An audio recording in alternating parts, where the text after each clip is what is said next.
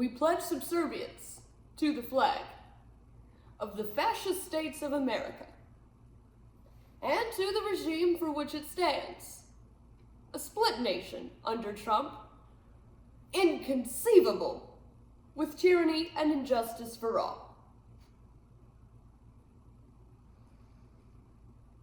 What's up, everybody? I am R.L. Hardy, and you are watching Whiskey Tango Alpha Foxtrot. Well, we told you, motherfuckers. We told you that he was not going to stop at pardoning terrorists. We told you he was going to give a tax break to the people who needed the least, and to do that, he would take away health care from the people who needed the most. We told you that he wasn't going to bring down prices, stop any wars, much less release the Epstein files. We told you that he is a conman, a liar, a cheater, a fraudster, a grifter, a predator, and a pedophile, and you guys think this is all going to go away after 4 years?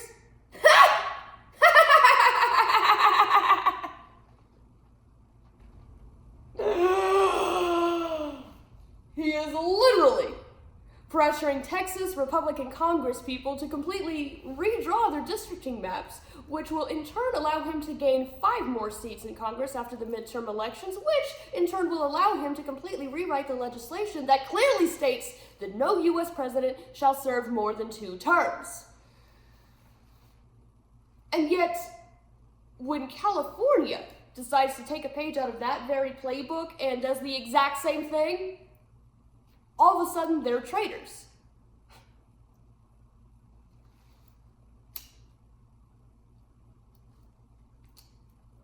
Meanwhile,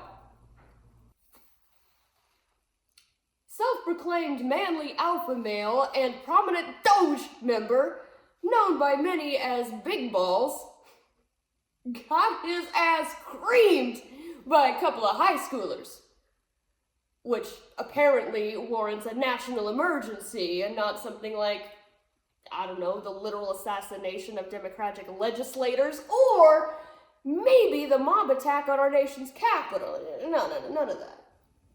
So the National Guard has been deployed to the streets of Washington, D.C. in a supposed effort to crack down on crime. So about those Epstein files.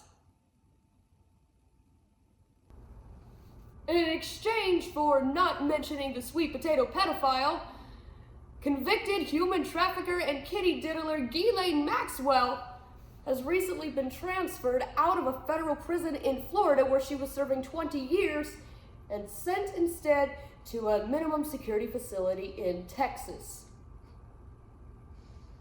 And it is no secret that that woman is excavating deep up Agent Orange's waste factory for a fucking pardon.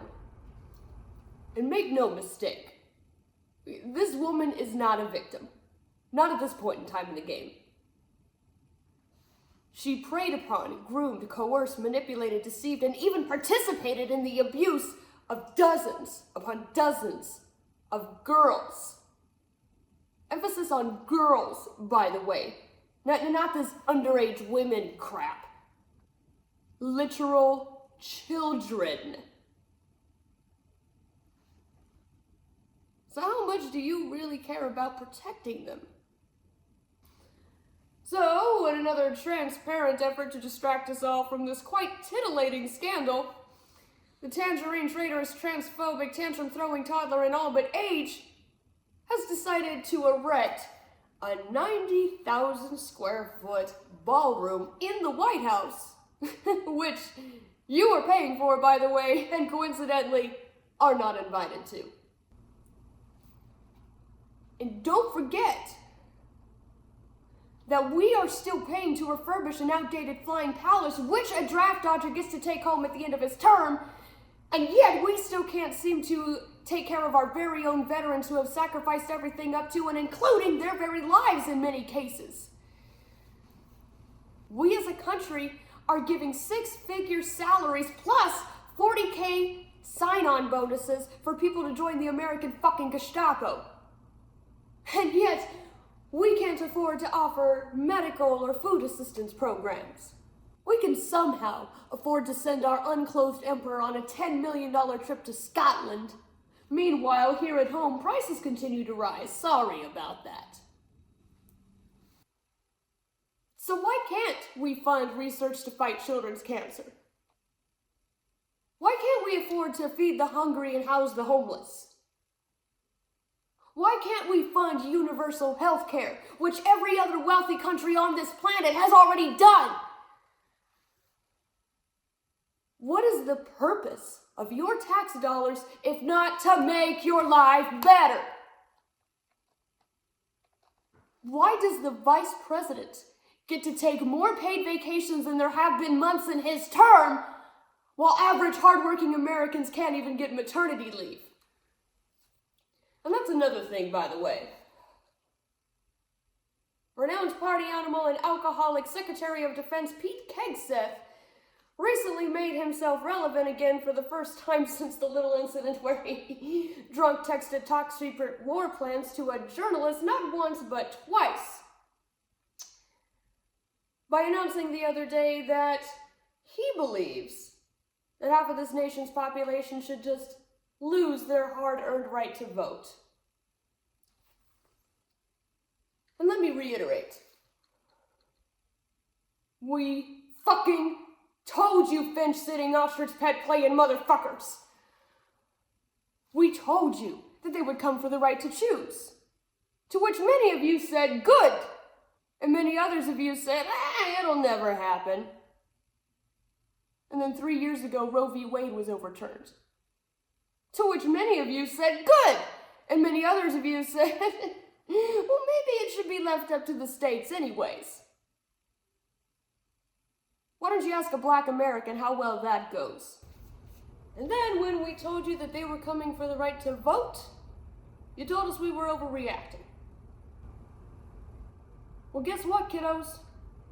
We now have the Secretary of fucking Defense openly proclaiming that anyone with a uterus doesn't have the right to be heard. And don't forget, we also told you they'd be coming after marriage equality. And wouldn't you know it, the Supreme Court has been officially requested to overturn Obergefell versus Hodges. And my money's on they're going after Loving versus Virginia next. Looking at you, Uncle Clarence Thomas.